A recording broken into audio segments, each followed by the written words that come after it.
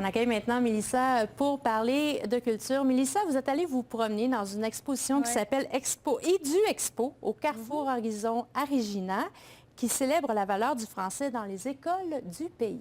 L'exposition est animée, elle est offerte jusqu'à samedi et elle raconte l'évolution de l'éducation en français au pays.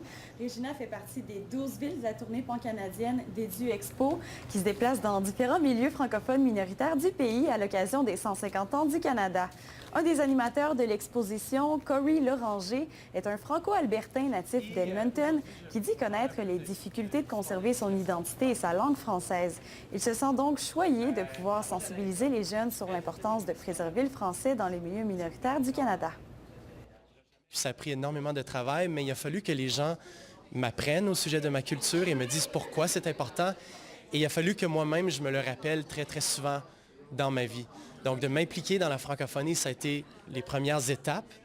Et là, aujourd'hui, de continuer à m'impliquer dans des trucs comme ça et de passer un peu ma fierté et mes connaissances à d'autres jeunes francophones en lieu minoritaire, ça vaut très, très cher pour moi.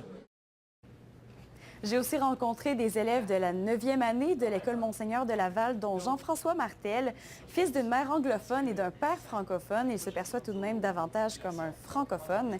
Il m'a expliqué pourquoi, selon lui, c'était important pour ses parents de lui transmettre la culture francophone. Mon père est enseignant, alors pour lui, le français, c'est important. Et ma mère aussi, elle s'est aperçue que le français, ça se perd. Alors, elle a décidé que pendant ma naissance, elle aime apprendre le français en même temps que moi, alors elle me chantait des berceuses. Et c'est comme ça que moi j'ai appris français, ma mère a appris français et depuis ce temps-là, toute la famille, on croit fortement à parler français à la maison. De son côté, Zoé Lepage a pu reconfirmer son envie de conserver et de transmettre sa langue et sa culture francophone. J'aimerais continuer avec ma langue, j'aimerais dans le futur, travailler avec ma langue, j'aimerais pouvoir communiquer en français pour le restant de ma vie. Et j'aimerais que mes enfants puissent parler en français aussi.